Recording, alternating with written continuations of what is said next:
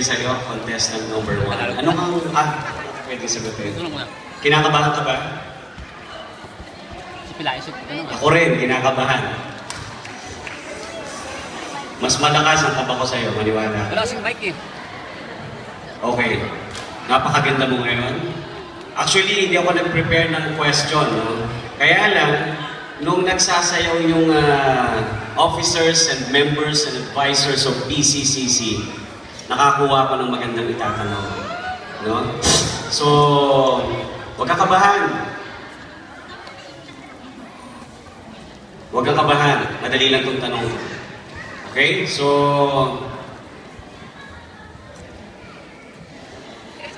kanina tinutugtog yung ako'y Pinoy, di ba? Sabi, ipagmalaki daw natin. No? So, ano ba sa palagay mo? No? Bilang ginang o babaeng Pilipina ang pwede mong ipagmalaki sa buong mundo. At bakit? Go ahead.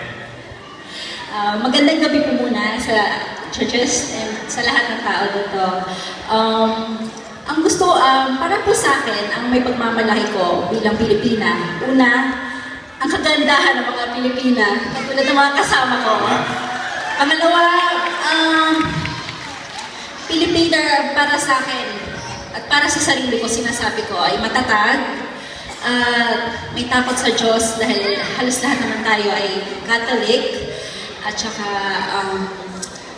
Pilipina for me is a very strong and pure of love, and that's all. Inukita ko sa iyo ngayon yan, pure of love ka. Ha? Full of love, sorry. Okay? Tama. I'm very much satisfied with your Thank you po. answers and good luck. Okay? Thank you very much. Ano na yan? Bigyan na ng jacket yan. Contestant number 2. Oh, Just ang mind bilis you. mo. Okay, please speak from this beautiful ball.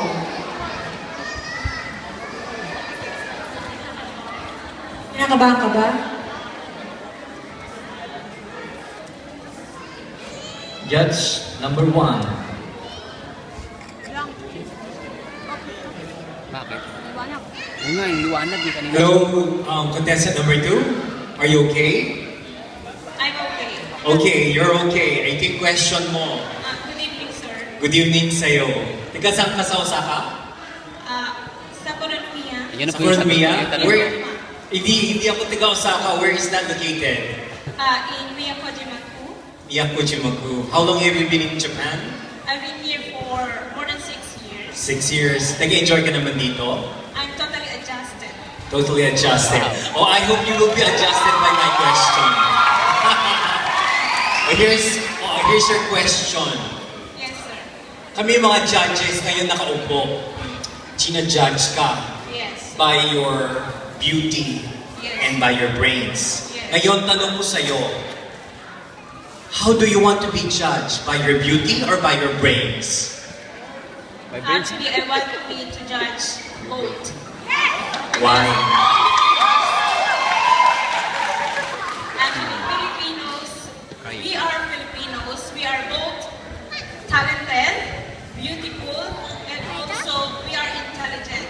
Actually, we are not only here in Japan, who are excelling here in Japan. Lahat sa buong mundo po, makikita natin na ang mga Pilipino ay nagta-top 1.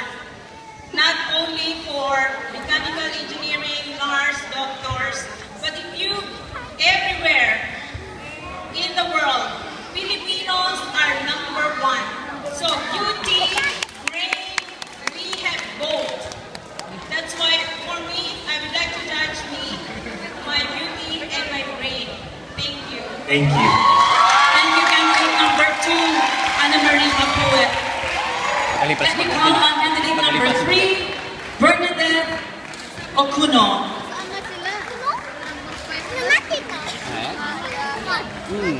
Ano yung kuro? Oo.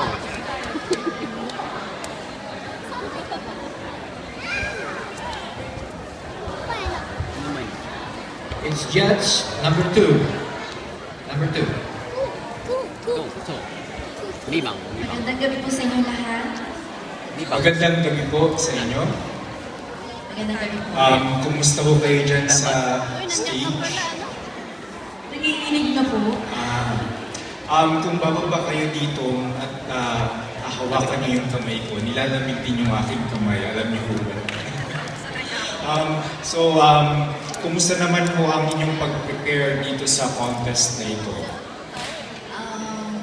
Talagang pinaghandaan po namin ito para sa pakikisama po sa komunidad. At kahit po meron kaming darating na event this coming Sunday, at talagang nakisama po kami para makatulong po sa paghahanda dito. Congratulations na gagawa po ninyong gumawa ng maraming bagay, no? Kahit may pressure. So ngayon po, ito ang aking tanong. Alam naman po natin na marami mga Pilipinong kabataan dito sa Japan. At ang katanungan ko po ay, kung kayo po ay papipiliin, ano po sa inyong palagay ang mas nakabubuti or mas mahalaga? Ang matutunan po ba ng bata ang wikang Pilipino o wikang Hapon? At bakit? Para sa akin po, mas maganda pong maintindihan din at mapag-aralan ng mga kabataan anak ng Pinoy dito sa Japan. Kasi po, yun po ang ugat na pinanggalingan nila. Dapat malaman din ng mga anak ng Japan at Pinoy na kung ano ang kultura ng pinanggalingan niya ng kanyang ina o ng kanyang ama para hindi po siya naliligaw ng landas at malaman po niya kung ano yung kultura.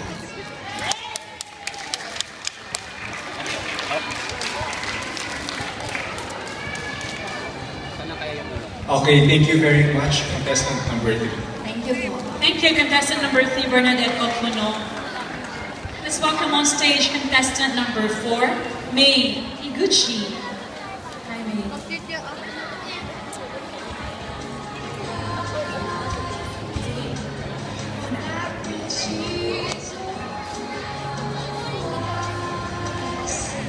Judge number 4.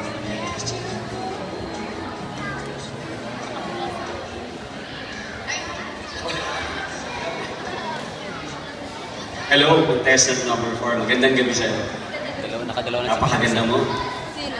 Malais, nakadalawa. So, okay. Ilang taon ka na dito sa Japan?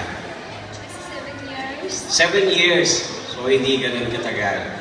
Okay. Alam mo kasi, gaya ng sinabi ni Ma'am Nerissa, I've been moving around Japan at alam mo, hangang-hanga ako kapag nakakita ako ng mga katulad nyo na nandito sa Japan, no? Mga babae, kasi hindi naging madali na pumunta kayo rito. Ibig sabihin, merong dahilan. At alam natin lahat na ang dahilan ay para itaas ang antas ng buhay ng ating pamilya. Pero, ito yung tanong ko, okay? Sang-ayon ka ba sa mga kababaihan na lumabas ng bansa at magtrabaho para sa kanilang pamilya? At bakit? Para sa akin, dahil sa kahirapan ng buhay dito sa Pilipinas, sa amin, lalo na sa amin, Taga saan ka nga sa atin? Samar. Samar. Samar kaya pala. Okay. Sakali din po ako na lumabas kami ng ibang bansa ng dahil sa pamilya namin para matulungan po namin ang aming pamilya, lalo na yung pamilya ko. At hindi lang sa pamilya ko at sa iba pong nangangailangan din po ng tulong ko. Salamat. Maraming salamat. Salamat, candidate number 4. Bago natin tawagin yung candidate number 5, may pinapa-announce na pinapasabi lang po para sa magulang ng mga bata na huwag iwanan sa labas ng hall ang mga anak nila dahil maingay daw, baka nagreklamo yung mga staff dito. So mga magulang, please tell your kids to stay with you inside. Okay, so let's welcome candidate number 5, Jasmine Leo Rivera. Web na pala ano? Judge number 2, Lipat na ka. Magandang gabi, contestant number 5. Magandang gawin po sa inyo. Kumusta ka naman dyan sa stage? Tensionado po at nervyos. Galing mo. Di bale, madali lang naman yung aking tanong sa'yo.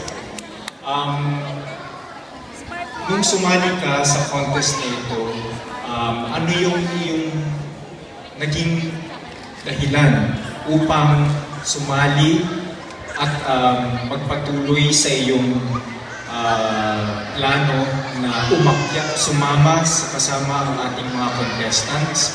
At bakit mo nasabing yun ang pinakadahilan mo para sa pagsali sa contest? Unang-una po, para supportahan po ang ating komunidad ng SILPO na magkasabi ka. Pagkuha po, isa po magiging karangalan para sa atin na mapasali po sa isang prestigyosong pageant na katulad ng isang nagbilang kalayaan. Dahil meron po akong pagkakataon na may pakita ko po sa buong mundo na kahit na ko po ay isang ina na, meron po akong pagkakataon at tsansa na makaranas ng itong evento na ito. At as a woman, to boost up my self-esteem, my self-confidence, and my self-worth. Thank you. Magaling, magaling. Number 5, Jasmine Mayor Rivera. Once again, before calling candidate number 6, I stand corrected for acknowledging Miss Marie Cono, Ginang Kalayaan of 2002. I apologize. Sorry, Miss Marie Cono, our Ginang Kalayaan 2002. Thank you for your presence. So,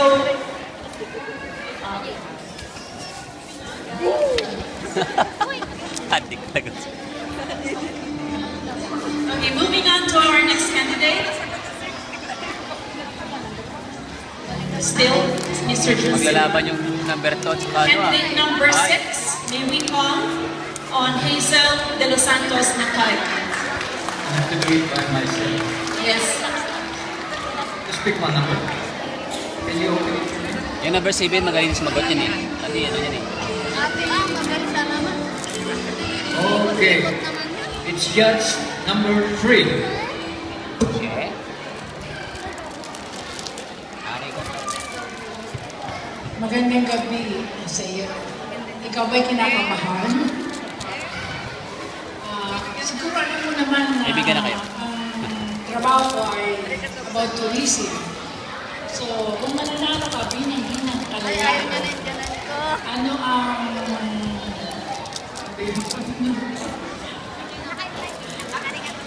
ano ang magagawa mo para mai-promote ang bansa natin sa mga hapon? Thank you for your question. Well, I have a few friends in Japan, and for the past years, I have invited them to come home to our country. Magaling pa rin malabang bibig. I have brought them to places like Boracay and beautiful beaches. I think since I love to travel, a good way for me to show them our country is to invite them and show them some hospitality while they're there. I think that is, in my own simple way, the best thing I can do to promote the Philippines. Thank you very much. Thank you. Candidate number 6. Thank you, Ms. Aureline. Let's call on Ms. Lynn Sadamatsu, our candidate number 7. Yan, maglalaban yan, maglalaban yan. Can you open it for me? Hey, labay.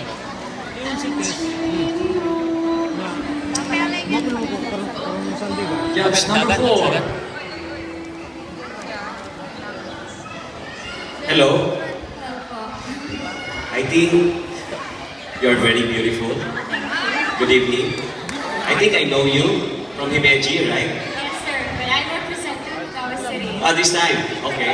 Pero Sunday mo, dagan ka? And I think I have to really be careful on my questions because I think you speak English. But I understand Tagalog, Okay. sir. So, No, I'll try my best. oh, thank you. Mahuli Bisaya. Tagalog. I'll try my best to answer your question. Bye. Alright. Bye. Sa I Sunday, think sa Sunday you are ka? a teacher, Sa Sunday? right? Yes, Tatakbo I am. tayo. Yes. I'm sorry, I know you very well. Because I think you opened an account with Metrobank, correct? Yes, sir. So how is it? Well, hopefully it's growing. All right. Yeah. And thank you very much. Okay, I just recently watched on Facebook about teacher. Okay. Teacher plays a very big role Yes. in our society, right? It's about the culture of mentoring. I think teacher is parents are the foundation. I believe teachers are the second parents. So in your case, all right, what do you think is the importance of teaching your children compared to those teachers in the Philippines? Okay, let me rephrase. I'm sorry. In the Philippines, we have private teachers and public teachers. Alright? There's a different perception. But what do you think is the common denominators of these both teachers for our children? Please. Well, being a teacher is, well, technically you teach, but the difference between teaching or just teach, if you're a teacher, you don't just teach. You try to touch the hearts of your students. You try to let them do that can make a difference in their lives. Correct. Yes, and Encourage them. Yeah, to encourage them. And I think the beauty in teaching is that when you see kids smiling because of what you have done for them, when you see kids twinkling their eyes, so happy because of what you've done and because of what you have taught them, I think that's the best accomplishment of being a teacher. And it doesn't matter whether you are teaching in a private school or public school. Private school or public. Because no matter where you are teaching, it has the same effect on the students. So if you're a good teacher, whether in private or public school, and you're able to touch the lives of these kids, you are a teacher. I totally agree. Thank you very much. Entry number 7, Lynn Sadamasu. Thank you very much. Are we still in the Ginang Kalayaan pageant or Miss International? Ooh, beautiful. Okay, let me call on candidate number 8, Miss Mildred Penko Segawa. Round of applause, girls. Ladies and gentlemen. Kumaban sila? Kumaban sila. It's judge Sa number pula sana. 3. Asa yun? Magandang gabi sa kamusta ka? Taga saan ka? Kishiwada. So, do you speak English, Tagalog, or Tagalog na lang para hindi malapit. Japanese? Sorry, I cannot speak. Ang tanong ko sa'yo ay, ngayon nauuso na yun ang Facebook at saka modern communication. Dari. Wait. Ano sa paningin mo ang Johnny. mas Johnny Daki. maganda para sa mga Ichi ni kabataan Sanyo. natin ngayon? Go, rock. Mas okay kaya yung dati nakikipag-communicate ang mga Johnny. ang mga bata sa kapwa-bata nila, or it is better for them to use the Facebook because Johnny? everybody can go to Facebook and they can interact. What is your opinion and what do you think is better? For me, nothing more because it depends upon the situation. Ini bangwa. Ano? If the Facebook Oshiro, and ano? the other, Ito, dito. In my... Dara. for example, Sambang? Sambang, wow. passport or Dito. whatever. If I try my manage, I try to push myself too far. Ganun, Juwa. Wakaran this. I hope, I know that Yung bangwa. Yung bang kiredes. Go bangwa. Ibig kong Tomodachi. sabihin ay kasi Ate mga Jess. tao, di ba? Jasmine san. At saka mga tao sa kapwa-tao. Pero ngayon, magkakasama kayo sa kahit na Sorry, ano, issue, ma'am. Anata na, mama. Tomodachi. Communicate because Pero, Rokobang, Rokobang. Ito na. So, Kiride. Kiride. Hawaii. hindi mo na ma-express yung sarili mo sa amin kasi makaka-concentrate ka na kayo sa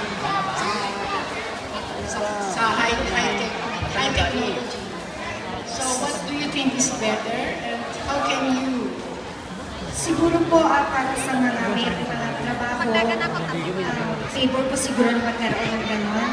Pero kung totoo siguro sa akin, mas maganda po sana yung Ito kung na. ano, may paggalang, may komunikasyon, at i-plan pwede kong makipag-usap. Suzuka na hito, guys. Maraming salamat. Jubang? Jubang? Thank you. Candidate Correct. number 8, Mildred Peco Sigawa. We'd like to call on our next candidate, candidate number 9. Please welcome Geraldine L. Murayama. Juichi? Juichi? Ano tawag? Kanudyo ko ng tao. Oh, judge number 1, Mr. Dennis San. Hello. Hello po. Taga saan sa usapan? Actually, taga-Shigakin po ako. Shigakin. Juniji. Malayo bang Shigakin? Johnny. From here po, it takes 40 minutes by Shigakin. Malayo. Malayo po. Sige, papipilihan kita na gusto mo. Easy question or difficult question? Dalawa pang questions ko dito eh. Yung isa easy, yung isa difficult. Tabo. Kahit ano, sige, yung difficult oh. Difficult? Masyado seryoso. Adik talaga yun. Ano, easy or difficult? I'm giving you the choice. Easy or difficult question? Well, for me, of course, I want easy question. Sige, easy. Okay. Contestant number 9, here's your easy question. If you were to represent the Philippines as a fruit, which would it be and why? Is it going to be a banana or pineapple? Oh, maybe. I would choose. To represent the Philippines, would you represent the Philippines as banana or the Philippines as pineapple? Maybe I would choose banana. Wow!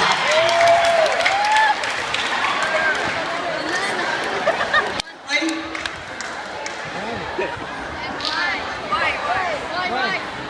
Oh, why?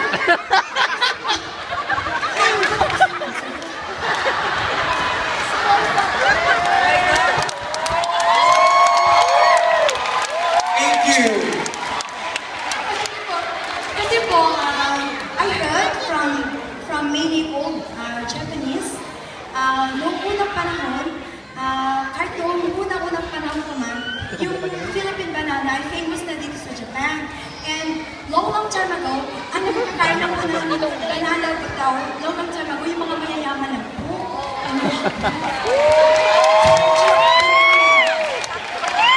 Thank you. Taga yan, taga sa amin, Surala. Very good Surala, answer. Surala daw. With a very big sense of humor. Candidate number 9, Geraldine Murayama. Let's welcome candidate number 10, Julie Cristinosa. Candidate number 10, Taga niya pa ano.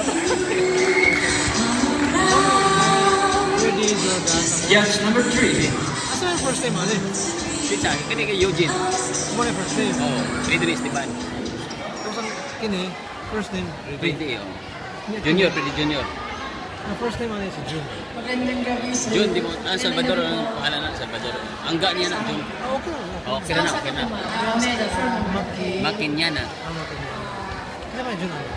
Kana ka na si Jun, kanya na nakaputi. Eugene yan. Si Eugene. Stefan? Esteban. Bilang ginang ang kalayaan, ano ang pwede mong ituro sa mga kabataan ngayon kung paano pangangalagaan ang kalikasan? Climate change na yan. Bilang isang ginang kalayaan po,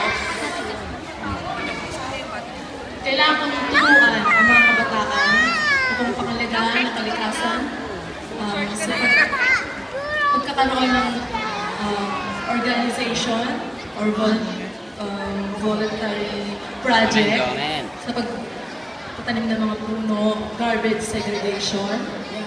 Kasi yan po ang nawawala sa atin sa Pilipinas. Lalo-lalo na Siguro tayo. sa Manila. Kada? Baligadiyahin ko po yung rules and regulations. Okay pa man, hindi pa man lubat ni. Dadalhin ko po sa Gusto ko atin. mag-battery ni. At makikiusap po ako At yun sa nato na eh. sa mabababang pinuno din sa Lihon na tulungan mo tayo na iangat ang ating bansang Pilipinas. Maraming salamat po. Thank you, sir.